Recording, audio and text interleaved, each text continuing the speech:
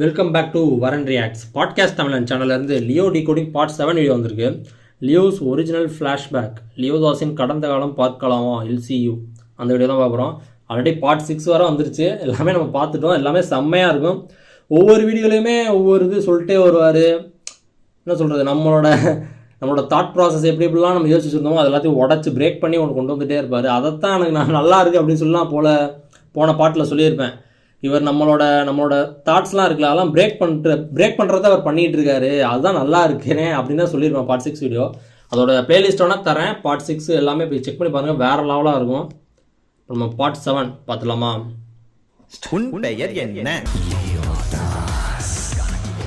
தாசன் கோ tobacco ஃபேக்டரியில் நடந்துச்சு. Leo உயிரோடு இருக்கனா இல்லையா, இல்ல லியோ எப்படி செத்தா? ரெண்டு உயிர் நண்பர்கள் பரம விரோதியா மாறினதுனால அவன் கதையை கேட்கறியா? ஆரம்பிக்கலாங்களா? Hey guys, welcome back to another episode of PT.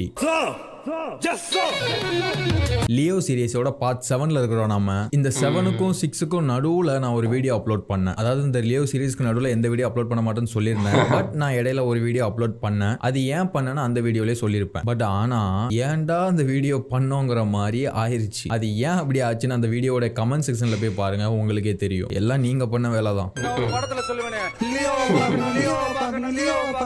சரி, ஓகே, வளவலன்னு பேசாம டைரக்டா வீடியோக்குள்ள போயிடலாம். ப்ரீவியஸ் பார்ட்ல, அதாவது பார்ட் 6ல நான் வந்துட்டு ஒரு விஷயத்தை வந்துட்டு முக்கியமா சொல்லியிருந்தேன். லியோ பார்த்திபனா இப்படி ஒதுங்கி இருக்கிறது காரணமே விக்ரம் தான் அப்படிங்கிற மாதிரி சொல்லியிருந்தேன். அது நிறைய பேர் எப்படி எடுத்துக்கிட்டீங்க, எப்படி புரிஞ்சுக்கிட்டீங்கன்னா, ப்ரோ இத்தனை பாட்டுல லியோவை பெரிய இதா பில்டப் பண்ணிட்டு இப்படி விக்ரமோட தயவுல விக்ரம் கீழே வாழ்றவரா காட்டிட்டீங்களா, அது எனக்கு சுத்தமா பிடிக்கல ப்ரோ, என்ன ப்ரோ இது அப்படிங்கிற மாதிரி சொல்லியிருந்தீங்க. ஆனா இதுதான் தவறான விஷயம். நான் மீன் பண்ணது அது கிடையாது. ஃபர்ஸ்ட் ஆஃப் ஆல், விக்ரம் எதுக்காக பார்த்திபனுக்கு ஹெல்ப் பண்ணணும் அப்படின்னு கேட்டீங்கன்னு வைங்களேன். அதாவது லியோவுக்கு எதுக்காக ஹெல்ப் பண்ணணும், பார்த்திபனா வாழ்றதுக்கு லியோவுக்கு எதுக்காக ஹெல்ப் பண்ணணும். அதாவது யாருமே அனுபவிக்காத, யாராலையும் தாங்கிக்கிட முடியாத ஒரு புது வகையான ட்ரக்கை கண்டுபிடிச்சு அது மூலமா நம்பர் 1 பிசினஸ் மேன் ஆன ஒரு ஆளு அண்ட் ஒரு டெவில். அவ்வளவு கொலை பண்ணியிருக்காரு, இவ்வளவு கெட்டது பண்றாரு அப்படிங்கிற மாதிரியான ஒரு ஆளு. அதாவது விக்ரமோட மோட்டிவ் என்ன, இந்த மாதிரி விஷயங்களை எல்லாம் தடுத்து நிறுத்தணும். அந்த ஒரு கெட்ட விஷயத்தை அப்கிரேட் பண்ணக்கூடிய கெப்பாசிட்டி இருக்கக்கூடிய ஒரு ஆளு திருந்தி நல்லவனா வாழ்றான்னு வரும்போது இவரு அந்த இடத்துல என்ன பண்ணுவாரு, அதை தான் நான் போன பாட்டுல எக்ஸ்பிளைன் பண்ணியிருந்தேன். அதாவது அழிக்க முடியாத ஒருத்தன் அவனா திருந்தும் போது அதை அப்படியே விட்டுறணும். சோ லைக் அந்த மாதிரி தான் நடந்துச்சு. சோ இப்போ இது உங்களுக்கு கிளியர் ஆயிருக்கும்னு நினைக்கிறேன். அண்ட் நம்ம இப்போ கதையை கண்டினியூ பண்ணலாம். Welcome to part 7. சத்யா வந்து பார்த்திபனை சந்தேகப்பட்டு இவன் உண்மையிலே பார்த்திபன் தானா அப்படிங்கறத வெரிஃபை பண்றதுக்காக சேலம் கிளம்புனாங்க அப்படிங்கிற மாதிரி பார்த்தோமா. அண்ட் இப்போ அவங்க சேலம்ல இருக்கிறாங்க. பார்த்திபனோட கார்டியனான அந்த ஒருத்தரோட வீட்ல இருக்கிறாங்க. நம்ம போன பாட்டுல பார்த்திருந்தோம், இவர்கிட்ட வந்துட்டு விக்ரம் வந்துட்டு இன்ஃபார்ம் பண்ணிருப்பாரு, இப்படி சத்யா வருவாங்க, சோ நீங்க அவங்கள இப்படி எல்லாம் சொல்லி நம்ப வைங்கிற மாதிரி ஆல்ரெடி இன்ஃபார்ம் பண்ணிருப்பாங்க. சோ அவரும் அதுக்கு அங்க தயாரா தான் இருக்கிறாரு. அண்ட் அவரு இப்படி ஒரு விஷயத்த வந்துட்டு சத்யா கிட்ட சொல்லுவாரு. எப்படி இருக்கான் அவன்? நல்லா இருக்காரு. கிட்டத்தட்ட 2-3 வாரம் ஆச்சு அவன் எனக்கு ஃபோன் பண்ணி. எல்லாம் ஓகே தானே? அதாவது இந்த இடத்துல அவர் சத்யாவை நம்ப வைக்கிறாரு. 2-3 வாரமா அவன் எனக்கு ஃபோன் பண்ணல அப்படிங்கிற மாதிரி அவர் சொல்லும்போது அடிக்கடி ஃபோன் பண்ணி ரெகுலரா பேசிக்கிறவங்க தான் போல. பட் இந்த 2-3 நாளா கால் பண்ணாததுக்கு ரீசன் அது என்னன்னா அவங்களுக்கு தெரியும், கொஞ்சம் பிரச்சனையா போயிட்டு இருந்தது அங்க அப்படின்னு. சோ பார்த்திபனும் பேய் அரைஞ்ச மாதிரி சுத்திக்கிட்டு இருந்தா, அதனாலதான் பண்ணல அப்படிங்கறது அவங்களுக்கு தெரியும். சோ இவர் எடுத்தோனே இந்த ஒரு விஷயத்தை அங்க பின் பண்ணும்போது அங்கேயே சத்யா கொஞ்சம் நம்ப ஆரம்பிக்கிறாங்க. எல்லாம் ஓகே தானே? அப்புறமா அவர் இப்படி ஒரு வார்த்தை சொல்லுவாரு. ஏன் இந்நேரத்துக்கு கஷ்டப்பட்டுக்கிட்டு சொல்லியிருந்தா நானே ஏதாவது கொரியர் அனுப்பிச்சிருப்பேன்ல. இல்ல, அங்க ஒரு கவர்மெண்ட் ரெஜிஸ்ட்ரேஷன் ப்ராப்பர் சர்டிபிகேட்ஸ் இல்லாம பெண்டிங்ல இருக்கு. அதுக்கு சத்யாவோட ரியாக்ஷன் எப்படி இருக்குன்னா, ஒரு விஷயத்த சொல்ல வராங்க ஆனா சொல்ல மாட்றாங்க. அதுக்கு முந்தின வார்த்தைகளுக்குமே அவர் சொல்லுவாரு, ஆனா அவங்க அதுக்கு பதில் சொல்ல வருவாங்க, ஆனா அதை சொல்ல மாட்டாங்க. அதாவது அவங்க அந்த இடத்துல ஒரு பதில் சொல்லணும்னா அது பொய்யா மட்டும்தான் இருக்கணும். பொய்யான ஒரு காரணத்தை தான் அவங்க அங்க சொல்லி ஆகணும். பட் அந்த பொய் சொல்றதுக்கு அவங்களுக்கு வர மாட்டுது. நேச்சுரலா அவங்களுக்கு பொய் சொல்ல வர மாட்டுது அப்படிங்கறத வந்துட்டு அங்க காட்டுறாங்க. எல்லாம் ஓகே தானே? அதாவது பொய் சொல்லவே தெரியாதவங்க சத்யா. ஒரு இக்கட்டான சூழ்நிலையா இருந்தாலும் இன்னொருத்தவங்களோ ஏமாத்துறதுக்கு பொய் சொல்றத பெரிய தப்பா பாக்குறாங்க அவங்க. பட் ஆனா லியோ பொய் மட்டுமே தான் சொல்லி தன்னோட வாழ்க்கைய ஓட்டிக்கிட்டு இருக்காரு. சுத்தி இருக்கிற எல்லாரையுமே ஏமாத்தி தான் தன்னோட வாழ்க்கைய ஓட்டிக்கிட்டு இருக்காரு. சோ இப்படி ஒரு பொண்ணு அண்ட் இப்படி ஒரு பையன், இவங்க 2 பேரும் பேரா இருக்கிறது எவ்வளவு ஒரு இன்ட்ரெஸ்டிங்கான ஒரு விஷயமா இருக்குல்ல. வயலன்ஸ் பிடிக்காத ஒரு பொண்ணு, வயலன்ஸ் மட்டுமே தெரிஞ்ச ஒரு பையன், பொய் சொல்ல தெரியாத பொண்ணு, பொய் மட்டுமே சொல்ற ஒரு பையன், ஏமாத்த தெரியாத பொண்ணு, ஏமாத்த மட்டுமே தெரிகிற ஒரு பையன். ஸோ இதுதான் இவங்களுக்குள்ள இருக்கக்கூடிய ஒரு பயங்கரமான இன்ட்ரெஸ்டிங்கான ஒரு விஷயம்.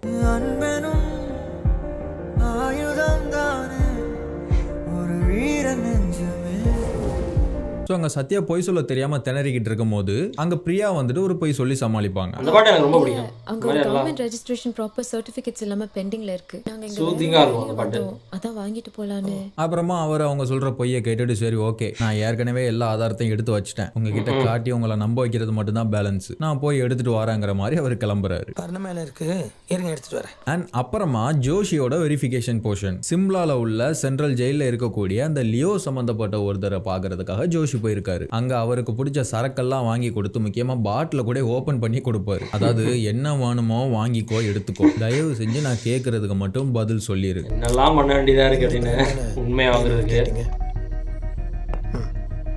ஏன்னா ஜோஷிக்கு தேவையான அந்த விஷயத்தை பத்தி தெரிஞ்சவங்க எல்லாம் பேலன்ஸ் இருக்கிறவரு இவர் ஒருத்தர் மட்டும்தான், இவரை விட்டா வேற ஆளு கிடையாது. சோ ஜோஷி கேக்குறாரு, Das and co tobacco factory அது சம்பந்தப்பட்ட ஆளுங்க ஆந்தனி, ஹெரோல், இவங்க 2 பேரோட ஆன்டி சர்ச்சருக்கான லியோ பத்தி எதுவுமே தெரியல. லியோ சாகும்போது அவன் கூட இருந்த ஆளுங்கள்ல இன்னி தேதி வரைக்கும் உயிரோடு இருக்கிற ஒருத்தர் நீங்க மட்டும்தான். எனக்கு நீங்க ஒண்ணு தான் பண்ணணும். இந்த போட்டோல இருக்கிறது லியோ இல்லையான்னு பார்த்து சொன்னீங்கன்னா. ஸோ இப்போ நம்ம எல்லாருக்குமே தெரியும் இவர் வந்துட்டு ஃபேக்கான ஒரு விஷயத்தை தான் சொல்ல போறாரு அப்படிங்கிறது. பட் எதுக்காக ஃபேக்கான ஒரு விஷயத்த சொல்லணும் அப்படின்னு கேட்டீங்கன்னா இவர்கிட்டயும் வந்து விக்ரம் வந்துட்டு இன்ஃபார்ம் பண்ணியிருப்பாரா அப்படின்னு கேட்டீங்கன்னா அது கிடையாது. நாம ஃபேக்கான அந்த பிளாஷ்பேக்ல பார்த்த மாதிரியே இவர் லியோவுக்கு முக்கியமான ஒரு ஆளு தான், அதாவது லியோவுக்கு நெருக்கமான ஒரு ஆளு தான். லியோ உயிரோட தான் இருக்காரு, அதாவது அந்த நியூஸ் பேப்பரை பார்த்து அவர் தெரிஞ்சுக்கிட்டாருல, அப்போ வந்துட்டு அவருக்கு தெரிய வரல, அவருக்கு ஆல்ரெடியே தெரியும் லியோ வந்துட்டு உயிரோட தான் இருக்கான், அவன் எங்க இருந்தாலும் அவன் இருந்தா நல்லா இருந்தா போதும் அப்படின்னு நினைக்கக்கூடிய ஒருத்தர் தான் இவரு. சோ இப்போ இந்த மாதிரி லியோவுடைய ஃபேஸ் வெளியில வந்துருச்சு அப்படிங்கறது வந்துட்டு இவருக்கு தெரிஞ்சது இல்லையா, அப்பவே அவருக்கு தெரிஞ்சிருக்கும் எப்படினாலும் அங்க சுத்தி இங்க சுத்தி நம்ம கிட்ட ஒரு தடவை வருவாங்க, இது லியோ தானான்னு கேட்கறதுக்கு வருவாங்கங்கிறத அவருக்கு தெரியும். சோ அதுக்காகவே ஃபேக்கான ஒரு விஷயத்தை வந்துட்டு அவர் அப்பவே ரெடி பண்ணி வச்சிருவாரு. அது ஏன் அப்படிங்கறது வந்துட்டு பிளாஷ்பேக் நான் சொல்ல சொல்ல உங்களுக்கே தெரியும், நீங்களே பாருங்க. அதாவது ஜோஷியோட கடப்பா ஃப்ரெண்ட் சொல்லும் போதே சொல்லுவாரு, இன்னும் 2 நாள்ல நீ அவனை பார்த்தா தான் உண்டு, அதுக்கப்புறம் தூக்கு அப்படிங்கிற மாதிரி சொல்லுவார் இல்லையா. சோ நீ அவனை பார்க்கணும்னா இன்னும் 2 நாளுக்குள்ள பார்த்தா மட்டும் தான் உண்டு. சோ இப்போ அதை மைண்ட்ல வச்சுக்கிட்டு ஜோஷி அவர்கிட்ட ஒரு விஷயம் சொல்றாரு, எனக்கு புரியுது, உங்க கண்ணில் எனக்கு சாவு பயம் தெரியுது, உங்களுக்கும் 3 நாள் தூக்குன்னு சொன்னாங்க. அதாவது ஜோஷி கேட்கிற கேள்விக்கெல்லாம் அவர் அமைதியாவே இருக்கிறதுனால, தலை குனிஞ்சே இருக்கிறதுனால அவர் அந்த தண்டனைக்காக பயந்து இருக்கிறாரோ, இன்னும் 2 நாள்ல நம்ம இறந்துருவோம் அப்படிங்கிற அந்த பயத்துல இருக்கிறாரோ அப்படிங்கிறதுக்காக, அவர் பயத்தை போக்குறதுக்காக இப்படி ஒரு விஷயம் சொல்றாரு ஜோஷி. என்ன நடந்து மட்டும் சொன்னீங்கன்னா இப்ப கூட ஒரு பெட்டிஷன் போட்டு உங்க தூக்கு தண்டனையை மறுபரிசீலனை செய்ய என்னால முடியும். பட் ஆனா அவரு இன்னும் 2 நாள்ல நான் செத்துருவேன் அப்படிங்கிற அந்த கவலையே இல்லாத மாதிரி, நான் சாக போறதை நினைச்சு நான் கேர் பண்ணிக்கவே இல்லை அப்படிங்கிறத வந்துட்டு தெரியப்படுத்துற மாதிரி ஒரு விஷயம் பண்றாரு. என்ன நடந்தது மட்டும் சொன்னீங்க. ஐகானிக் ஒரு இன்டர்வியூலாம் பண்ணிருப்பாரு, அதான் லோகேஷ்லாம் சொல்லி காமிப்பாரு. அப்புறம் அந்த இருதயராஜுங்கிறவரு இப்படி ஒரு விஷயம் சொல்றாரு, சொல்ல வேண்டியதெல்லாம் கோர்ட்லயே சொல்லியாச்சு, என் தூக்கு தண்டனைய கொப்பனே வந்தாலும் தடுக்க முடியாது, வேற என்ன. அதாவது அவர் அங்க என்ன சொல்ல வர்றாருன்னா, நீ இந்த மாதிரி எனக்கு தேவையானதை வாங்கி கொடுத்து எனக்கு ஐஸ் வச்சு என்னை சந்தோஷப்படுத்தி பார்த்து என்னை ஏமாத்த நினைச்சு என்கிட்ட இருந்து எதை வாங்க நினைச்சின்னா நான் எதுவுமே சொல்ல மாட்டேன், உனக்கு என்ன வேணுங்கிறத நீ கேளு, எனக்கு தெரிஞ்சதா நான் சொல்றேன் அப்படிங்கிற மாதிரி ஒன்னு சொல்றாரு. ஆனா அதுக்கப்புறமா ஜோஷி டைரக்டாவே கேக்குறாரு, தாஸ் அண்ட் கோ டொபாக்கோ ஃபேக்டரியில நடந்துச்சு, லியோ உயிரோடு இருக்கனா இல்லையா, இல்ல லியோ எப்படி செத்தா. அதுக்கப்புறமா அவர் வந்துட்டு ஃபேக்கான ஒரு விஷயத்தை தான் சொல்ல போறாரு. பட் ஆனா அதை அப்படி டைரக்டா சொல்லிட்டா இவனடா கேட்ட உடனே சொல்லிட்டான், ஒருவேளை அடிச்சு விட்டானோ இல்ல எதுவும் பொய் சொல்லிட்டானோ அப்படின்னு அவர் நினைக்க கூட கூடாது அப்படிங்கிறதுக்காக அந்த ஃபேக்கான கதைக்கு முன்னாடி ஒரு லீட் கொடுக்குறாரு. இதை நான் உனக்காகவோ இதுக்காகவோ சொல்லல, எப்படி என்ன 3 நாள்ல நான் செத்து போயிருவேன், அதுக்கப்புறம் அவனை பத்தி நான் பேச முடியாது, அதுக்காக சொல்றேன். இப்படி ஒரு விஷயத்த சொல்லி நம்ம சொல்றோம் அப்படின்னா உண்மையாதான்ப்பா இவன் சொல்றான் அப்படிங்கிற மாதிரி ஒரு எண்ணம் வரும்ல, அதுக்காக இப்படி சொல்லி கதையை ஸ்டார்ட் பண்றாரு. அண்ட் அவர் ஃபிளாஷ்பேக்கை சொல்றாரு. 1999 பெரிய டொபாக்கோ ஃபேக்டரி, அதாவது 1999ல தாஸ் அண்ட் கோ தான் ஆந்திராவில் நம்பர் 1 இருந்தது அப்படிங்கிற மாதிரி சொல்றாரு. இது வந்துட்டு உண்மைதான். அதை மொத்தமா கட்டி ஆண்டவன் ஆண்டனி தாஸ். அந்த தாஸ் அண்ட் கோவை ஆந்திரால அதாவது லோக்கல்ல நம்பர் 1 வச்சிருந்தது ஆந்தனி தாஸ் தான் அப்படிங்கறத வந்துட்டு அவர் சொல்றாரு இல்லையா, அது வந்துட்டு உண்மைதான். பட் ஆனா அதுக்கப்புறமா தாஸ் அண்ட் கோல புகையில எக்ஸ்போர்ட் தான் மெயின் பிசினஸ்ன்னு சாயம் பூசி உள்ளுக்குள்ள பல இல்லீகல் பிசினஸ் நடத்திக்கிட்டு இருந்தாங்க. உள்ள வேற ஒரு இல்லீகல் பிசினஸ் அப்படிங்கிற மாதிரி சொல்றாருல, அதாவது இந்த புகையில பிசினஸ் பண்றது மட்டும்தான், அதாவது லோக்கல்ல பண்றது மட்டும்தான் ஆந்தனி தாஸ், மற்றபடி உள்ள வேற ஒரு இல்லீகலான பிசினஸ் நடக்கு. அது என்னங்கறத சொல்றேன். உள்ள ஒரு வேற ஒரு இல்லீகலான பிசினஸ் நடக்கு. Local, national, international Das and co business பெருசாகிட்டே இருந்தது. நேஷனல், இன்டர்நேஷனல் அளவுக்கு அந்த பிசினஸ் கொண்டு போகுது, அதாவது ஆந்தனி தாஸ் கொண்டு போறான் அப்படிங்கிற மாதிரி அவர் சொல்றாருல, அது வந்துட்டு உண்மை கிடையாது. அந்த கிரெடிட் வந்துட்டு லியோவுக்கானது. புகையிலன்னு வெளியில சொல்லி உள்ள வேற ஒரு பிசினஸ் பண்றான், அது நேஷனல் இன்டர்நேஷனல் லெவல்ல அவன் பிசினஸ் பெருசாக்குது. அந்த ஒரு விஷயத்த பண்றது வந்துட்டு லியோ. பட் இங்க ஆந்தனி தாஸ் அப்படின்னு சொல்றாருன்னா, அதான் நான் சொல்லியிருந்தேன்ல, இந்த இடத்துல மட்டும் இல்ல, இந்த என்டையர் பிளாஷ்பேக்லயே லியோவை மோசமானவன் அப்படிங்கிற மாதிரி கதை சொல்ல மாட்டாரு. அதாவது இது எதுக்காகன்னா, சப்போஸ் லியோவுடைய உண்மையான முகத்தை கண்டுபிடிச்சிட்டாங்க, இவன் பார்த்திபன் கிடையாது லியோ தான் அப்படின்னு கண்டுபிடிச்சாலும் இவன் அவ்வளவு மோசமானவன் இல்லப்பா, ஜஸ்ட் அவன் அப்பனுக்கும் சித்தப்பனுக்கும் கீழே வேலை செஞ்சான் அப்படிங்கிற மாதிரி நினைச்சு மன்னிச்சு விட்டுட்டு வாழ ஆரம்பிப்பாங்கல்ல அப்படிங்கிறதுக்காக சொல்றாரு அவரு. அண்ட் அதுக்கப்புறமா இந்த நரபலிங்கிற ஒரு விஷயத்த சொல்லுவாரு. அவனோட சாம்ராஜ்யம் வளர்றதுக்கு உயிர் பலி கொடுக்கறது மட்டும்தான் அவனோட பெரிய நம்பிக்கை. அது ஆடு மாடுல ஆரம்பிச்சு கடைசியில மனுஷங்களை நரபலி கொடுக்கற அளவுக்கு போயிருச்சு. இதுவுமே லியோ தான் பண்றாரான்னு கேட்டீங்கன்னா அது கிடையாது. இந்த ஒரு மூட நம்பிக்கை வந்துட்டு ஆந்தனி தாஸுக்கு இருக்குது. அவர் தான் வந்துட்டு இந்த நரபலிலாம் கொடுக்கறாரு.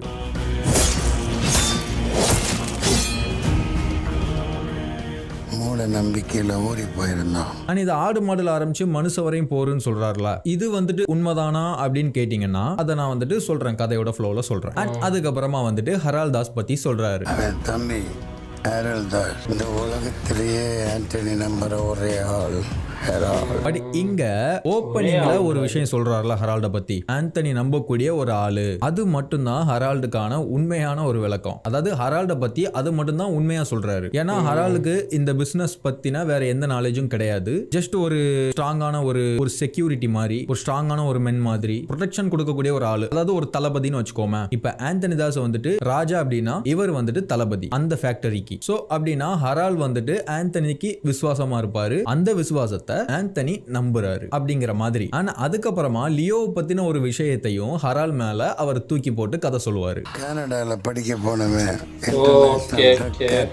பல பேரோட லிங்க்ல தாசன் கோ பிசினஸ் அங்க எக்ஸ்பாண்ட் பண்ணோம். இப்படி இன்டர்நேஷனல் லெவலுக்கு தாசன் கோவை கொண்டு போறது வந்துட்டு லியோ தான். இப்ப இந்த இடத்துல நான் ஒரு விஷயத்த சொல்லிடுறேன், நான் முன்னாடி உள்ள பார்ட்ஸ்லயே சொல்லியிருப்பேன், பிளாஷ்பேக் வரும்போது சொல்றேன் அப்படின்னு சொல்லிட்டு. இவங்க எல்லாம் லியோவை தேடி வர காரணம் என்ன, இருக்கிற எல்லா வேலையும் விட்டுட்டு எதுக்கு லியோவை கூப்பிடுறாங்க அப்படின்னு கேட்டீங்கன்னா, ஆந்தனி தாஸுக்கு தாசன் கோ வந்துட்டு லோக்கல்ல மட்டும் இல்ல உலகத்திலேயே நம்பர் 1 மாறணும் அப்படிங்கிற ஒரு பெரிய பேராசை இருக்கு. ஹரால்டுக்கு இந்த ஆசைக்கு எதிராக எவனும் வரக்கூடாது, வர விட மாட்டேன் அப்படிங்கிற ஒரு எண்ணம் இருக்கு. சோ ஆந்தனிக்கு அப்படி ஒரு எண்ணம் இருக்கிறதுனால தான் லியோவை தேடி அவர் வருவாரு. ஏன்னா ஆந்தனியோட கெப்பாசிட்டியை வச்சு லோக்கல்ல மட்டும் தான் நம்பர் 1 இருக்க முடியும். பட் லியோவோட கெப்பாசிட்டி இருந்தா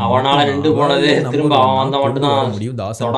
அதுக்காக தான் லியோவை உள்ள கூப்பிடுறதுக்காக அவர் அவ்வளவு போராடுறாரு. லியோ வந்துட்டு ஒரு புது வகையான ட்ரக்கை வந்துட்டு கண்டுபிடிப்பாரு. வேர்ல்ட்லயே நம்பர் 1 ட்ரக் கார்ட்டல தாசன் கோவாக்கணும்னு அவன் உருவாக்கின போதை மருந்து. இப்ப சொல்றாருல எந்த அளவுக்கு நம்ம நம்புறாரு அப்படின்ற மாதிரி எனக்கு அதை வச்சுதான் தாசன் கோவா வேர்ல்ட்லயே நம்பர் 1 கொண்டு வருவார். அதை அவரால் மட்டும்தான் பண்ண முடியும். அவர் லீவ் ஆனதுனால ஆந்தனி தாஸோட அந்த ஆசை நிராசையாயிருச்சு. இப்போ அவர் திரும்ப இருக்காருன்னு தெரிஞ்சதுக்கு அப்புறம் திரும்பவும் அதை முதல்ல இருந்து ஆரம்பிக்கணுங்கிறதுக்காக அவரை கூட்டிட்டு வர நிக்கிறாரு. இதுதான், இதை புரிஞ்சுக்கோங்க, ஓகேவா? இப்ப ஆந்தனியை பத்தியும் ஹெரால்ட பத்தியும் ஒரு பொய் சொல்லிட்டாரு. இப்போ லியோவை பத்தி சொல்லணும்ல, அதாவது இருக்கிற எல்லா கெட்ட பேரையும் அவங்க 2 பேர் தலையில போட்டுட்டு லியோவை பத்தி ஒன்னு சொல்லுவாரு பாருங்களேன். பிசினஸ் மேல இருந்து அவங்க பாத்துக்கிட்டாலும் கீழே கிரவுண்ட்ல இறங்கி வேலை செய்யறதுக்கு ஒருத்தர் வேணும்ல. ஆண்டனியோட பையன் தாஸ், லியோ தாஸ். அதாவது லியோவுக்கு இது சம்பந்தமா ஒண்ணுமே தெரியாது, ஜஸ்ட் தன்னோட அப்பனும் சித்தப்பனும் ஒரு விஷயம் சொல்றாங்க, அதை நம்ம செய்யறோம், அவ்வளவுதான், மத்தபடி அவனுக்கு வேற ஒண்ணுமே தெரியாதுங்கிற மாதிரி அவர் அங்க சொல்றாரு. அதாவது லியோ மோசமானவன் இல்ல அப்படிங்கறத வந்துட்டு பதிவு பண்றாரு. ஆனா அப்புறமா ஒரு ஃபைட்டு சாங் இதெல்லாம் வரும், இதெல்லாம் வந்துட்டு ஃபேக் தான். சோ அதை பத்தி நம்ம பேசி டைம் வேஸ்ட் பண்ண வேண்டாம்.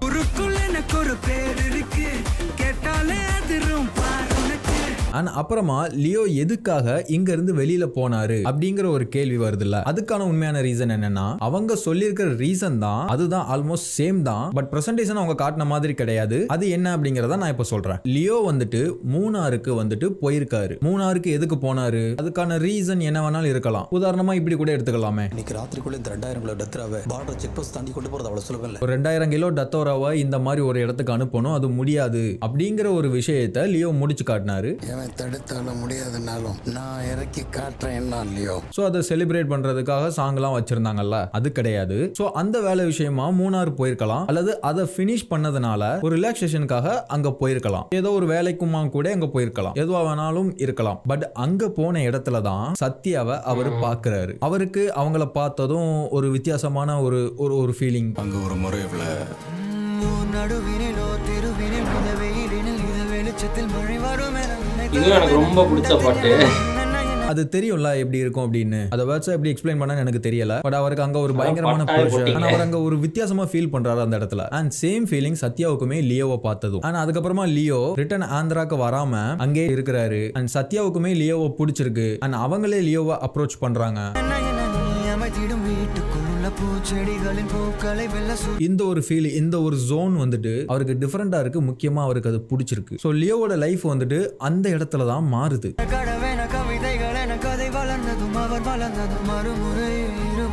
அதாவது இன்னும் வந்துட்டு லியோ யாரு அப்படிங்கறது வந்துட்டு சத்யாவுக்கு தெரியாது. லியோவுக்குமே சத்யாவை பத்தி முழுசா தெரியாது. தென் லியோவுக்கு ஃபர்ஸ்ட் ஆஃப் ஆல் சத்யாவை பத்தி தெரிய வருது. முதல்ல நீ சொல்லு நான் சொல்லு அப்படிங்கிற மாதிரி, லைக் அந்த மாதிரி கூட இருக்கலாம். அவங்க ஒரு விஷயத்த சொல்றாங்க. அதாவது இது எப்படின்னா, வீரம் படம் பார்த்திருப்பீங்க. வீரம் படத்துல ஒருத்தரும் தப்பா புரிஞ்சுக்கிடுவாங்க. அதுக்கப்புறம் இந்த ட்ரெயின்ல வச்சு அந்த கோபிரந்தேவிங்கிறவங்க சொல்லுவாங்க, உங்களோட அன்பு, உங்களோட அமைதி, உங்களோட குணம் எனக்கு இப்படிலாம் இருந்தா பிடிக்காது, எனக்கு இப்படிலாம் இருக்கிறது தான் பிடிக்கும் அப்படிங்கிற மாதிரி சொன்னதும், அவங்க எப்படிலாம் இருக்கக்கூடாதுன்னு சொன்னாங்களோ அப்படிலாம் இருக்கக்கூடிய விநாயகம் அப்படிங்கிற அந்த கேரக்டரோட ரியாக்ஷன் அங்க. எங்க அப்பா ஒருத்தர் எப்படி இருக்கணும், எப்படி வாழணும்னு நினைக்கிறாரோ அப்படியே நீங்க இருக்கீங்க.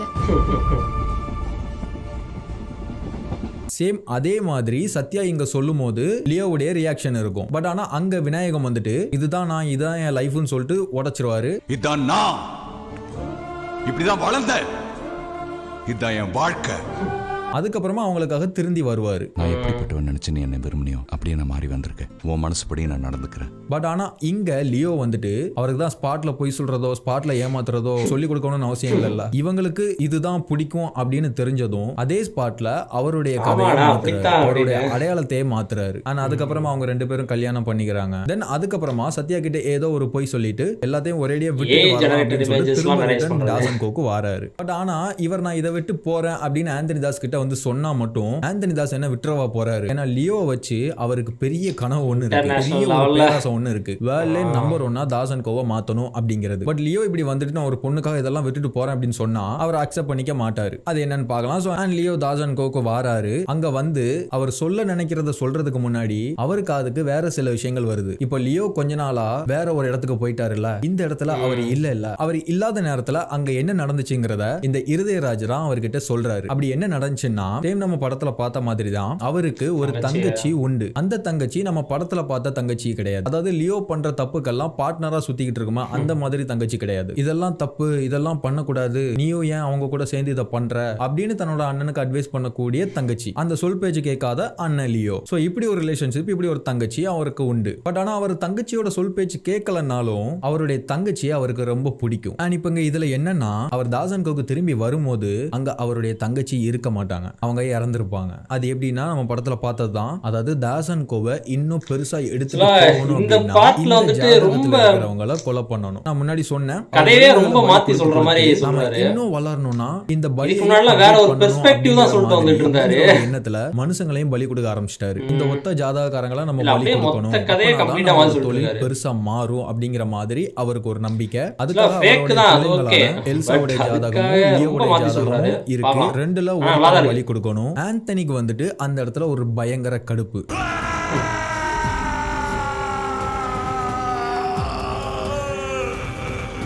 அதாவது பாசத்துக்காக பிள்ளைங்களை கொலை பண்ண வேண்டிய கட்டாயம் வருது அப்படிங்கிறதுக்காக அவர் எமோஷன் ஆகுறாரு அப்படின்னு நீங்க நினைக்கிறீங்கன்னா அது கிடையாது. இப்போ அவர் வந்துட்டு லியோவை வந்துட்டு பலி கொடுக்க முடியாது. ஏன்னா அவனை வச்சுதான் நம்ம அதை வந்துட்டு பெருசாக்க முடியும். சேம் எல்சாவை பலி கொடுத்தாலும் லியோவை மீறி அதை பண்ணவும் முடியாது. அப்படி நம்ம அதை பண்ணாலும் அது லியோவுக்கு பிடிக்காத ஒரு விஷயம். சோ இப்போ அவர் அங்க என்னதான் பண்ணுவாரு ஆந்தனி தாஸ். சோ அப்படி ஒரு எமோஷனை தான் அங்க காட்டுறாரு. வேற வழியே இல்லையா, வேற வழியே இல்லையா.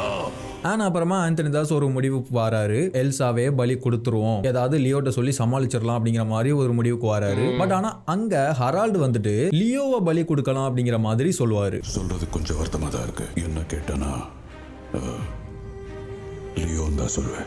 இந்த இடத்துல ஒரு விஷயத்த நல்லா ஞாபகம் வச்சுக்கோங்க. ஹெரால் வந்துட்டு ஒரு ஈகோ பிடிச்ச ஒரு ஆளு. லியோ வந்துட்டு தன்னோட அப்பா அப்படிங்கறதுனால ஆந்தனிக்கு மட்டும் தான் கொஞ்சம் மரியாதை கொடுப்பாரு. மத்தபடி அவர் பயங்கர ஆட்டிடியூடான ஒரு ஆளு. ஹெரால்ட் எல்லாம் வந்துட்டு பெரிய அளவுல கண்டுக்கவே மாட்டாரு. சோ அந்த மாதிரி இந்த மாதிரி சில விஷயங்கள்லாம் உண்டு அவங்களோட ரிலேஷன்ஷிப்குள்ள. சோ ஹெரால்டுக்கு வந்துட்டு லியோவை வந்துட்டு சுத்தமா பிடிக்காது. அண்ட் ஆந்தனி நமக்கு கொடுக்கிற முக்கியத்துவத்தை விட இப்போ லியோவுக்கு அதிகமா முக்கியத்துவம் கொடுக்கறான் அப்படிங்கிற ஒரு பொசசிவும் அவருக்கு இருக்கும். ஆனா அது ஒரு ஈகோவாவும் மாறும். அந்த ஒரு எண்ணத்துல தான் இப்படி ஒரு விஷயத்தை விஷயத்த சொல்லுவாரு. தென் ஆந்தனி ஒரு பார்வை பார்ப்பாரு. ஆந்தனிக்கும் தெரியும் இவன் வந்துட்டு ஒரு ஈகோ பிடிச்சவன், இவன் என்ன எண்ணத்துல இதை சொல்றாங்கிறது அவருக்கு தெரியும். அவர் திரும்பி முறைச்சு பார்க்காரு. ஆனா அதை புரிஞ்சுக்கிட்டு ஹெரால்ட் ரிப்ளை பண்றாரு, இல்ல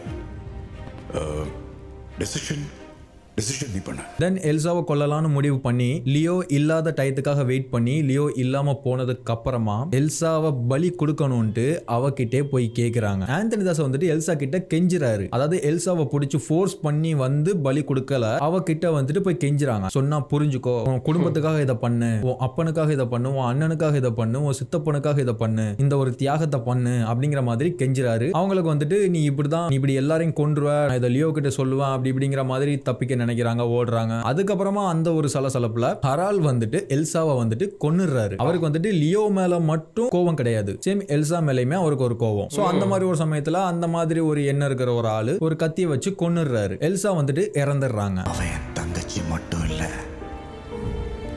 என் கூட பிறந்த இன்னொரு பாதி. அதாவது இங்க என்னன்னா எல்சாவை வந்துட்டு பலி கொடுக்கல, கொலை தான் பண்ணிருக்காங்க. பலி கொடுக்கறதுக்கும் கொலை பண்றதுக்கும் வித்தியாசம் இருக்கு. ஆந்தனிக்கும் பலி கொடுத்திருந்தாவது நம்ம நம்பர் 1க்கு போயிருக்கலாம். இப்போ இறந்தும் போயிட்டா இதை லியோ கிட்ட எப்படி சொல்லி புரிய வைக்கிறது? இப்ப வேற வழியே இல்ல, லியோவை தான் நம்ம பலி கொடுத்து ஆகணுமா? அவன் போயிட்டானா நாம எப்படி நம்பர் 1 வர்றது? அப்படிங்கிற மாதிரி அவங்களுக்குள்ள ஒரு பெரிய குழப்பம். தென் அப்பதான் லியோ வாராரு. லியோக்கு இருதயராஜ் மூலமா இதெல்லாம் தெரிய வருது. லியோ அங்க வர்ற சமயத்துல ஹெரால்டும் ஆந்தனியும் அந்த இடத்துல இல்ல. ஏன்னா அவங்களுக்கு தெரியும் அந்த ஸ்பாட்ல அவன் காட்டுற அந்த கோவத்தை நம்மளால ஃபேஸ் பண்ண முடியாது அப்படிங்கறதுனால அவங்க 2 பேரும் அங்க இருந்து எஸ் ஆயிருவாங்க. கொஞ்சம் எல்லாம் ஆறுனதுக்கு அப்புறமா நம்ம வந்துட்டு அவனை பார்த்துட்டு புரிய வைக்கலாம் அப்படிங்கிற மாதிரி அவங்க அப்ப அங்க இருந்து எஸ் ஆயிருவாங்க. தென் லியோ அங்க வந்ததுக்கு அப்புறமா அவருக்கு எல்லாம் தெரிஞ்சதுக்கு அப்புறமா அங்க இருக்கிறவங்க எல்லாரையும் அந்த கோவத்துல கொலை பண்றாரு. அதாவது நம்ம முன்னாடி அந்த நியூஸ் பேப்பர்ல பார்த்திருந்தோம்ல எத்தனை கொலை பண்ணாருன்னு. அங்க இருக்கிறவங்க எல்லாத்தையும் கொன்னு அந்த ஃபேக்டரியை ஒட்டுமொத்தமா அழிச்சிட்டு தான் அங்க இருந்து வெளியில வருவாரு.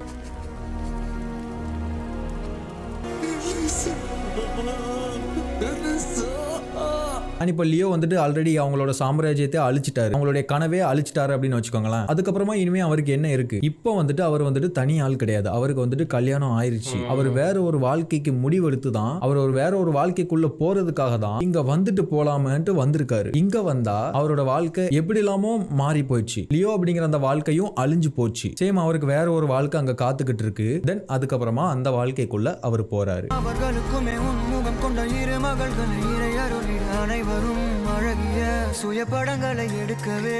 லியோவை எப்படி விக்ரமுக்கு தெரியும் அப்படின்னு ஒரு கேள்வி இருக்குல்ல, அது எப்படின்னு கேட்டீங்கன்னா லியோவை வந்துட்டு விக்ரமுக்கு தெரியும். ஏன்னா இப்படி ஒருத்தன் இப்படி ஒரு பிசினஸ் பண்ணிட்டு இருக்க ஒருத்தன், இவ்வளவு மோசமான ஒருத்தன், இப்படி புது வகையான ட்ரக்கை கண்டுபிடிக்கிற அளவுக்கு கேப்பபிலிட்டி இருக்கக்கூடிய ஒருத்தன், அப்படி ஒருத்தன் இருக்கும்போது அது எப்படி விக்ரமுக்கு தெரியாம இருக்கும்? தென் அதுக்கப்புறமா அந்த ஃபேக்டரியை பிளாஸ்ட் பண்ணது வந்துட்டு வெளியில நியூஸா போகுது இல்ல, அது வந்துட்டு விக்ரமுக்கு லியோ மூலமா நடந்திருக்கு அப்படிங்கிறது விக்ரமுக்கு தெரிய வருது. அவனோட சாம்ராஜ்யத்தை எதுக்காக அவனே அழிக்கிறான் அப்படிங்கிறதுக்கான காரணத்தையும் விக்ரம் தெரிஞ்சுக்கிறாரு. தென் அவர் ஒரு வேற ஒரு வாழ்க்கைக்குள்ள போறதையும் விக்ரம் புரிஞ்சுக்கிறாரு. சோ தென் அவருக்கு வந்துட்டு விக்ரம் ஹெல்ப் பண்றாரு. இப்படி ஒருத்தன் நல்லவனா வாழ முடிவெடுத்து எல்லாத்தையும் விட்டுட்டு போற வரைக்கும் நல்லது, நமக்கு ஒரு பெரிய வேலை மிச்சம் அப்படின்னு அவர் நினைச்சிட்டாருனே வச்சுக்கோங்களேன். ஏன்னா லியோவை கண்ட்ரோல் பண்ண முடியாது, அவனே வெளியில போறான்னா அவன் அப்படியே விட்டுறணும் அப்படிங்கிற மாதிரி விக்ரம் வந்துட்டு லியோக்கு ஹெல்ப் பண்ணி அப்படிதான் இந்த ஒரு விஷயம் எல்லாம் பிரசன்ட்ல நடக்கிறதா நம்ம வந்துட்டு ப்ரீவியஸ் பார்ட்ல பார்த்திருந்தோம். சோ இப்போ இதுதான் வந்துட்டு லியோவுடைய ஒரிஜினலான பிளாஷ்பேக். பட் ஆனா நான் ஒருத்தரை பத்தி இந்த என்டையர் பிளாஷ்பேக்லயுமே எதுவுமே பேசலையே, அதாவது ரோலக்ஸ்.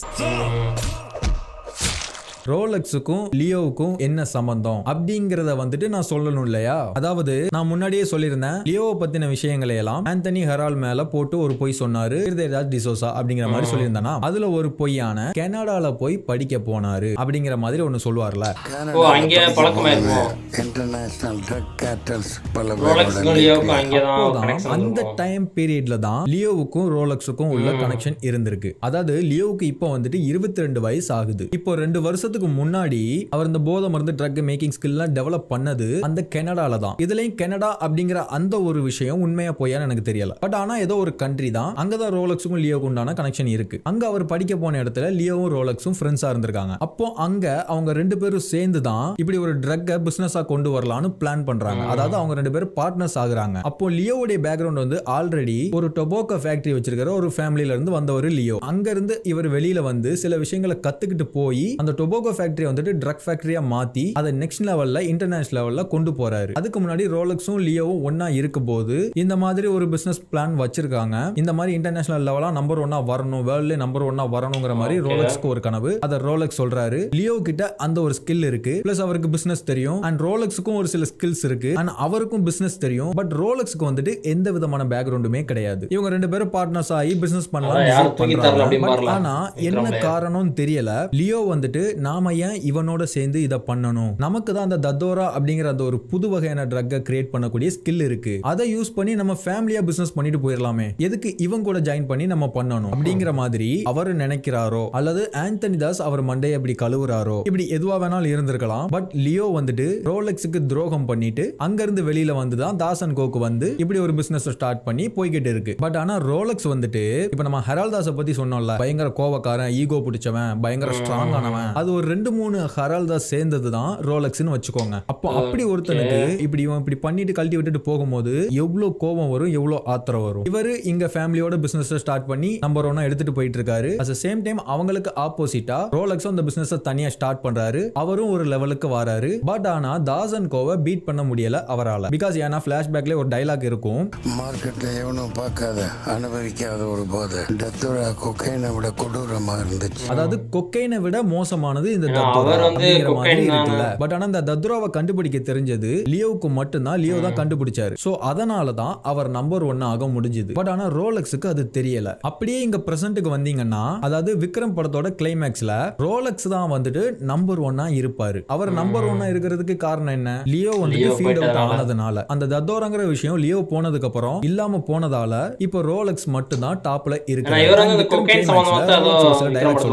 அந்த டைலாக்ஸ்க்கு முன்னாடி அவருடைய கேரக்டர் எப்படிப்பட்டதுங்கிறத வந்துட்டு காட்டுறாங்க பாருங்க. சென்னையில இவ்வளவு பெரிய லாட் நம்ம கைவிட்டு போனதுக்கு காரணம் அமர்னு ஒருத்தன், ஆளோட பேக்ரவுண்ட் மிலிட்டரி. எங்க சைடுல சார காணா போனதுக்கு காரணம் விக்ரம்னு ஒருத்தன். திருச்சியில நடந்த ட்ரக் பஸ்டுக்கு காரணம் மிலிட்டரியோ போலீஸோ இல்ல, ஜெயில இருந்து பரோல்ல வந்த ஒரு கைதி ரோலெக்ஸ். அவன் பேரு டில்லி. இப்படி ஒருத்தரா ஒரு விஷயம் சொல்லுவாங்க. அதாவது ரோலெக்ஸோட பிசினஸுக்கு பிரச்சனையா இருக்கக்கூடியவங்களை பத்தி ஒருத்தரும் ஒன்னு சொல்லுவாங்க. எவனும் என்னோட வழியில தடையா இருக்க கூடாதுன்னு நினைக்கிற ஒரு ஆளு ரோலெக்ஸ். இப்ப இப்படி எல்லாம் தடை இருக்குன்னு சொல்லிக்கிட்டு இருக்கும்போது ஒருத்தர் வாராரு. அதாவது இவர் யாருன்னா ரோலெக்ஸோட ஒரு ரைட் ஹேண்ட், ரோலெக்ஸுக்கு ரொம்ப நெருக்கமானவர், ரோலெக்ஸோட ஒரு கீ. அந்த சந்தனத்துக்கு ஒரு போன் கால் வரும்ல, அப்ப சந்தனத்துக்கு பேசுவாங்க கீ ரோலெக்ஸ் அப்படின்னு சொல்லிட்டு. அது வந்துட்டு இவர் தான். அடுத்த கால் ரோலெக்ஸ் கிட்ட இருந்து வரும். ரோலெக்ஸ் அதாவது இவர் எவ்வளவு ரோலெக்ஸ் நெருக்கமானவர்னா, எல்லாரும் ரோலெக்ஸ் பயந்துகிட்டு இருப்பாங்க, எல்லாரும் தள்ளி நின்னுதான் பேசிக்கிட்டு இருப்பாங்க. ஆனா இவர் மட்டும் பக்கத்துல போய் பேசுவாரு. அந்த அளவுக்கு ஒரு க்ளோஸ் ஆன ஒரு ஆளு. அவர் ஒரு வார்த்தை சொல்லுவாரு, ரோலெக்ஸ் இவனெல்லாம் தேடி கண்டுபிடிச்சு கொல்றது கஷ்டம், முதல்ல நம்ம டிஸ்ட்ரிபியூஷன் ஆரம்பிப்போம். இந்த மாதிரி இவங்களை எல்லாம் கண்டுபிடிக்கிறது கஷ்டம், நம்ம வேலையை ஆரம்பிக்கலாம் அப்படிங்கிற மாதிரி சொல்லுவாரு. அப்போ அங்க ரோலெக்ஸுக்கு பயங்கரமா ஈகோ ஹர்ட் ஆகி கோவம். அதான் ஆல்ரெடி சொல்லியிருந்தேன்ல, ஹெரால்டுக்கு ஒரு 5-6 பேர் சேர்ந்த மாதிரி தான் ரோலெக்ஸ் அப்படிங்கிற மாதிரி சொல்லியிருந்தேன்ல. அவர் எவ்வளவு நெருக்கமானவருங்கிறத நம்ம பார்த்திருந்தோம். இப்படி ஒரு வார்த்தையை சொன்னதும், என் வழியில குறுக்க நிக்கிறவனை கண்டுபிடிக்கிறது கஷ்டம்னு என்கிட்டே வந்து சொல்றியா, ஒரு செகண்ட் கூட யோசிக்கல, அவர் தலையை துண்டை வெட்டி போட்டுறாரு. நம்ம டிஸ்ட்ரிபியூஷன் ஆரம்பிப்போம், எவன் கையிலயும் சரக்கு இல்லாம துண்டா வேண்டாம். வெட்டிட்டு அதை பார்த்து சிரிக்கிறாரு. ஸோ இவ்வளோ நெருக்கமான ஒருத்தரை பட்டுன்னு ஒரு கோவத்தில் கொலை பண்ணிட்டு கொஞ்சம் கூட அந்த ஃபீலிங்ஸ் இல்லாமல் இருக்காரு. ஸோ இப்போ இந்த ஒரு விஷயத்தால ரோலெக்ஸுங்கிற கேரக்டர் எப்படிங்கிறத வந்துட்டு நமக்கு கன்வே பண்றாங்க. அதாவது ஒரு ஃபீலிங்கே இல்லாத ஒரு கேரக்டர். இப்போ உங்களுக்கு தெரிஞ்சிருக்கும்னு நினைக்கிறேன் லியோவுக்கும் ரோலெக்ஸுக்கும் உள்ள டிஃபரெண்ட் என்ன அப்படிங்கிறது. லியோ கிட்ட ஒரு வீக்னஸ் இருக்கு, அவருடைய ஃபீலிங்ஸ். அதை 2 பேர் மேல வச்சாரு. இந்த ஒரு ஃபீலிங்ஸ் இருக்கிறதுனால தான் அவர் இப்போ நம்பர் 1 இடத்துல இல்லாம போயிட்டாரு. வேற எங்கேயோ கண்காணாத இடத்துல கண்ணுக்கு தெரியாத மாதிரி வாழ்ந்துகிட்டு இருக்காரு. பட் ஆனா ரோலெக்ஸ் கிட்ட அந்த ஃபீலிங்ஸ் சுத்தமா கிடையாதுங்கிறத இதுல நமக்கு கிளியராவே கன்வே பண்றாங்க. சோ ரோலெக்ஸ் வந்துட்டு ஃபீல்ட் அவுட் ஆகணும், அவருடைய தொழில கீழே வந்துடணும் அப்படிங்கிற ஒரு நிலைமை வருதுன்னா அவரு நினைச்சா மட்டும்தான் முடியும். ஆனா அவர் அப்படி நினைக்கவும் மாட்டாரு. ஏன்னா அவர் ஒரு இரக்கம் இல்லாத ஃபீலிங் இல்லாத ஒரு ஆள் இல்லையா. இப்போ ஒருத்தன் வர்றானே, அவன் எவ்வளவு மோசமான ஆள் தெரியுமா? இப்போ ரோலக்ஸ் வந்துட்டு எவ்வளவு மோசமானவர் அப்படிங்கறது வந்துட்டு உங்களுக்கு தெரிஞ்சிருக்கும். இப்போ ரோலக்ஸை கம்பேர் பண்ணும்போது லியோ வந்துட்டு நார்மலா தெரியாது இல்லையா? சோ இப்போ நீங்க இப்படி பாருங்க, லியோ கிட்ட மட்டும் இந்த ஒரு வீக்னஸா இருக்கிற ஃபீலிங்ஸ் மட்டும் இல்லன்னு வச்சுக்கோங்களேன். அவரை எதிர்த்து நிக்கிற ஒரே ஆளு ரோலக்ஸா மட்டும்தான் இருக்க முடியும். அண்ட் அந்த பேட்டிலையும் லியோ தான் வின் பண்ணுவாரு. பிகாஸ் ஃபீலிங்ஸை கழட்டி வச்சுட்டா லியோ அவ்வளோ மோசமானவர். தென் ரோலக்ஸோட டயலாக்ல வந்துட்டு சொல்லுவாரு, 27 வருஷம் ஆச்சு எனக்கு இந்த இடத்த உருவாக்குறது. இப்போ இந்த 27 வருஷத்துல அந்த 7 வருஷத்துல தான் அவங்க ஒன்னா இருந்திருக்காங்க, பிரிஞ்சிருக்காங்க. இவர் வேற ஒரு பாதையில வேற ஒன்னு ஆரம்பிச்சிட்டாரு ஃபேமிலியோட சேர்ந்து, இவர் தனியா வேற ஒன்னு ஆரம்பிச்சிட்டாரு. அதுக்கப்புறம் லியோவோட இது உடஞ்சு போச்சு அப்படிங்கிற மாதிரிலாம் நடந்தது அந்த 7 வருஷத்துக்குள்ள. அதுக்கு அடுத்து உள்ள அந்த 20 வருஷத்துல தான் ரோலக்ஸ் வந்துட்டு நம்பர் 1 பிளேஸுக்கு வந்திருக்காரு. அதுவும் சும்மா வரல, கஷ்டப்பட்டு தான் வந்திருக்காரு. தென் ரோலக்ஸ் இப்படி ஒரு வார்த்தை சொல்வாரு, அப்பனும் பாட்டனும் யாரும் தூக்கி கொடுத்துடல. சோ இதுலயே கிளியரா தெரியுது, குடும்பமா சேர்ந்து பிசினஸ் பண்ணி பெரிய ஆளா வந்தவன் நான் கிடையாது. இது எல்லாம் நான் உருவாக்குனது, இது என்னோட சாம்ராஜ்யம், நான் ஒருத்த மட்டும்தான். அத குத்தி கட்டுற மாதிரியான ஒரு டயலாக் போலது அப்படிங்கிற ஒரு விஷயத்தை வந்துட்டு அங்க கன்வே பண்றாரு. தென் அதுக்கப்புறமா அவர் பேசுற டயலாக்லாம் இந்த வீடியோக்கு தேவையில்ல. ஒரு பேக்ரவுண்ட் இருக்கு லியோக்கு, அப்பா இருந்தனால தானே அவர் அந்த ஃபீல்ட்ல இருந்தாரு. அண்ட் அதுக்கப்புறமா இங்க ஒருத்தர் பிளாஷ்பேக்கை சொல்லிட்டு இருக்காருல, அதாவது ஒரு ஃபேக்கான பிளாஷ்பேக்கை சொல்லிட்டு இருக்காருல, அந்த சீனுக்கு வரலாம் நாம. அவர் ஒரு ஃபேக்கா ஒரு விஷயத்த சொல்லி முடிக்கிறாரு. அதாவது லியோ நல்லவன், அவங்க சொன்னதெல்லாம் செய்ய வச்சாங்க, கடைசியில் அவனே இறக்கம் இல்லாம கொண்டுட்டாங்க, லியோ நல்லவங்கிற மாதிரி அவர் ஒரு ஃபேக்கான பிளாஷ்பேக்கை சொல்லி முடிக்கிறாரு. என் கண்ணு முன்னாடி அவன் செத்து சரிஞ்சு அந்த நாள் இன்னும் என் நெஞ்சிலேயே ஒரு.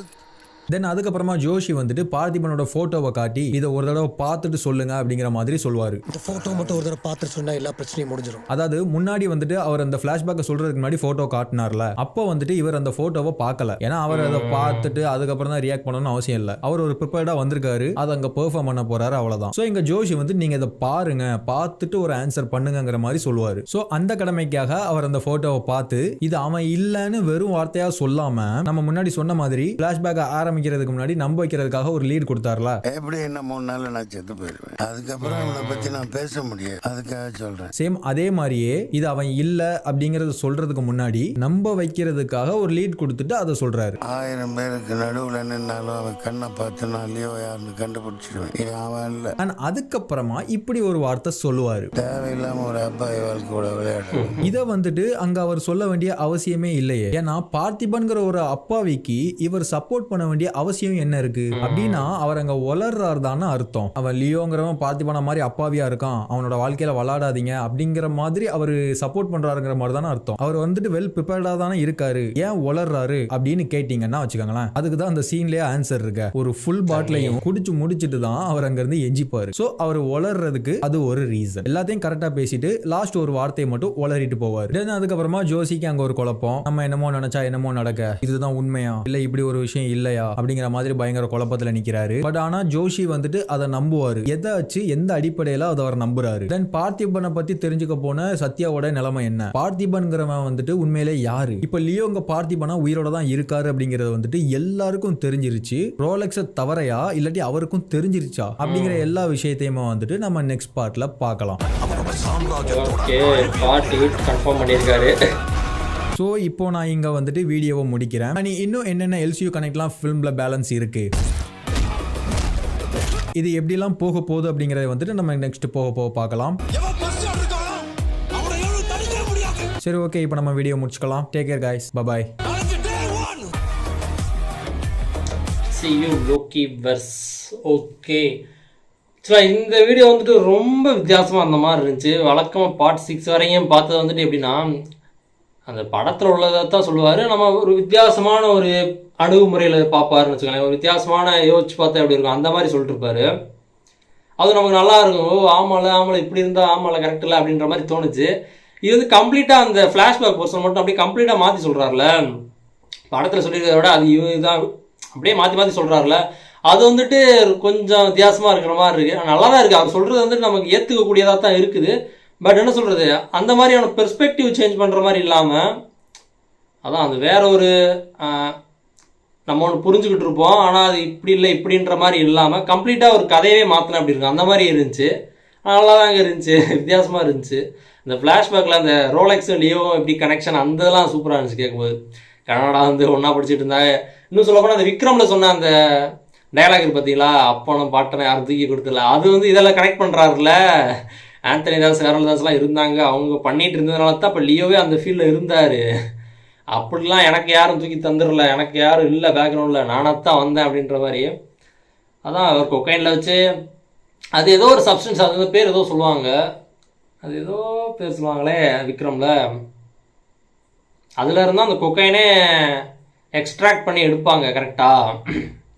அந்த பிஸ்னஸ் தான் அவர் பண்ணிருக்காரு. அதுக்கப்புறம் எதுவும் அப்கிரேட் பண்ண முடியலை அவரால், அவருக்கு தெரியவும் இல்லை. அதனால் லியோவுக்கு வந்து அந்த திறமை ஸ்கில் இருந்திருக்கு. அதான் தத்தோராவா அது தெரிஞ்சதுனால அதில் டாப்பில் இருந்தார். அதுக்கப்புறம் வேணாம் அப்படியே வேற ஒரு பாத்தில் போயிட்டார். இப்போ அவர் இல்லைன்றோன்னே மறுபடியும் அதே கொக்கைன்னு வச்சுக்கிட்டு அவர் பெரிய ஆள் ஆகிட்டார், நம்பர் 1ல் இருக்குது. நல்லா இருந்துச்சு இந்த வீடியோ, ரொம்ப கொஞ்சம் வித்தியாசமாக இருந்தாலும் நல்லா இருந்துச்சு. பார்ட் 8 கன்ஃபார்ம் பண்ணியிருக்காரு, பார்க்கலாம். தேங்க்ஸ் ஃபார் வாட்சிங். இந்த வீடியோ உங்களுக்கு பிடிச்சிருந்துச்சுன்னா like, share, comment and subscribe for more exciting content from வரன்.